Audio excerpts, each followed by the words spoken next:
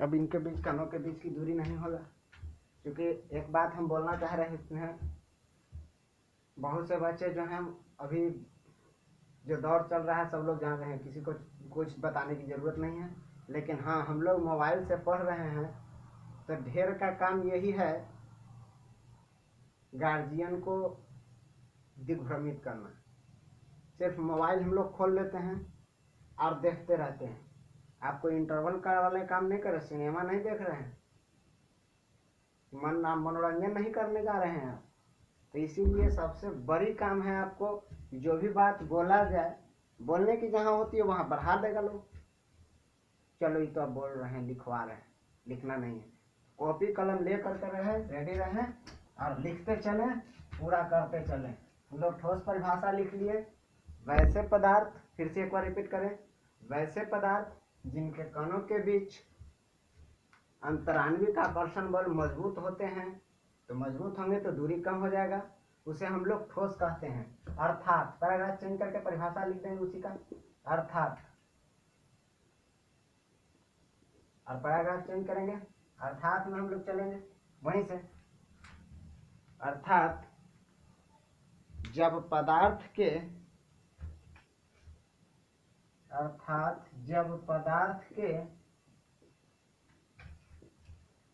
घटक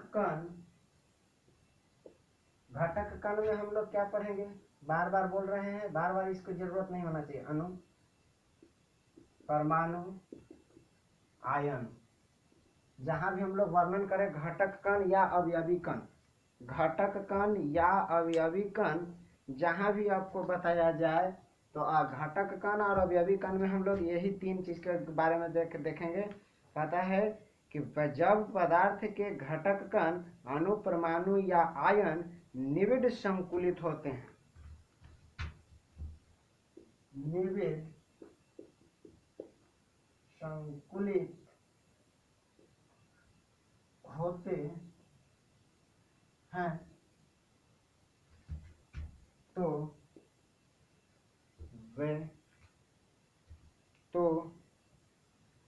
वे ठोस कहलाते हैं, ठोस कहलाते हैं। अर्थात कहता है कि जब कोई पदार्थ निविड़ संकुलन में आ जाता है, निविड़ संकुलन में आकर करके अपना स्थान बना लेता है। निविड़ संकुलन क्या है इसको जानेंगे हम लोग, लेकिन थोड़े देर के बाद। इसमें भी हम लोग जान जाए सिर्फ कितना, अतः सबसे प्रचलित परिभाषा हम लोग लिखें कि वैसे पदार्थ जिनके कणों के बीच अंतराण्विक आकर्षण बल मजबूत होता है उसे हम लोग ठोस कहते हैं। अर्थात जब पदार्थ के घटक कण निविड़ संकुलित होते हैं तो वे ठोस कहलाते हैं। निविड़ संकुलित होते हैं तो वे ठोस कहलाते हैं। अर्थात कहता है कि निश्चित होगा, उसकी आकृति जो है निश्चित होगा, रुका रहेगा, तब उसको हम लोग ठोस कहते हैं। जमा होगा, बशर्ते ताप का ध्यान होना चाहिए, ताप नियत होना चाहिए।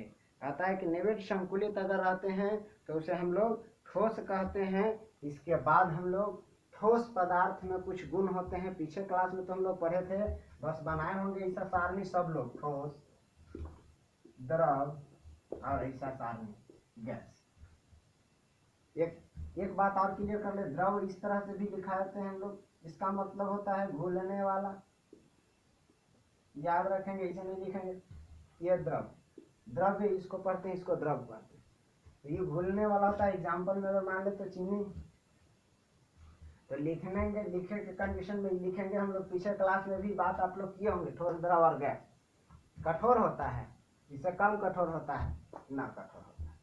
तो इससे थोड़ा सा हट कर करके हम लोग देखेंगे। आता है कि ठोस के कुछ गुण होते हैं, अर्थात ठोस के कुछ अभिलाक्षणिक गुण होते हैं। आगे हम लोग हेडिंग दे लेंगे, ठोस के गुण,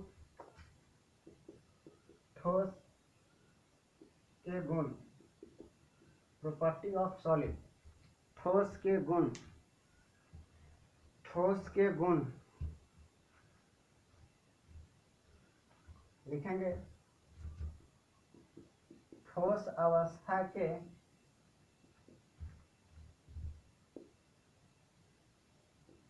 कुछ प्रमुख गुण निम्नलिखित हैं। पहला पता है कि ठोस पदार्थ के कुछ प्रमुख गुण निम्नलिखित हैं। पहला, पीछे भी हम लोग पढ़े हैं, क्या भाई?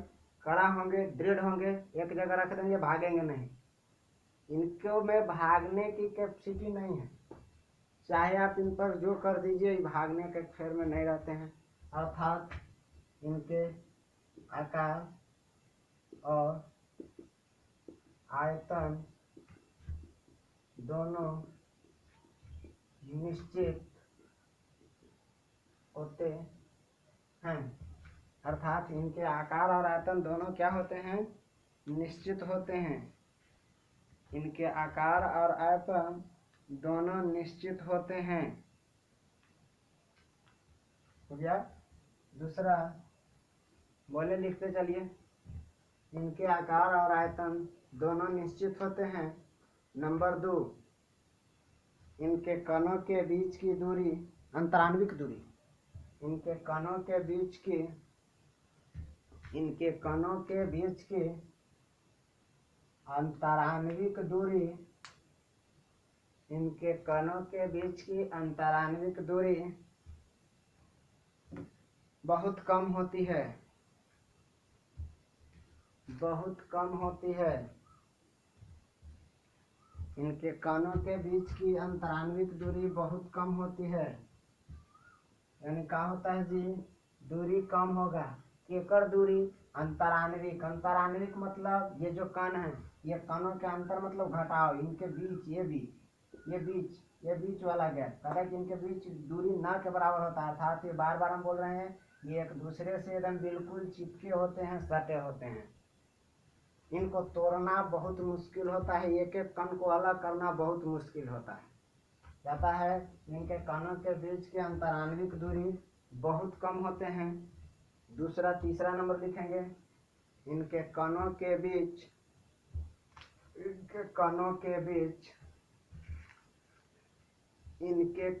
के बीच अंतराण्विक आकर्षण बल, इनके कणों के बीच अंतराण्विक आकर्षण बल मजबूत होते हैं। इनके कणों के बीच अंतराण्विक आकर्षण बल मजबूत होते हैं। चौथा नंबर लिखेंगे। नंबर 4, इनके घटक कण मीन्स घटक कण क्या? अणु, परमाणु, आयन। क्वेश्चन में कर दें। इनके घटक कण की स्थितियां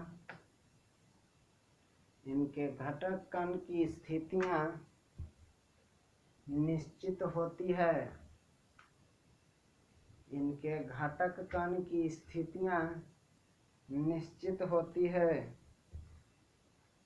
इनके घटक कण की स्थितियां निश्चित होती है। घटक कण की स्थितियां निश्चित होती है। अर्थात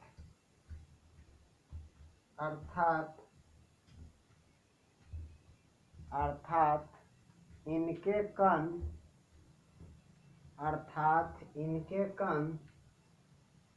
मध्य कण के चारों ओर, मध्य मतलब बीच वाला, केंद्र भाग। तो मान लीजिए यहाँ केंद्र भाग है, तो मध्य कण इसके इर्द गिर्द घूमते रहते हैं, दोलन करते रहते हैं। अर्थात इनके मध्य कण के चारों तरफ के चारों तरफ दोलन करते रहते हैं, के चारों तरफ दोलन करते रहते हैं। नंबर 5, ठोस पदार्थ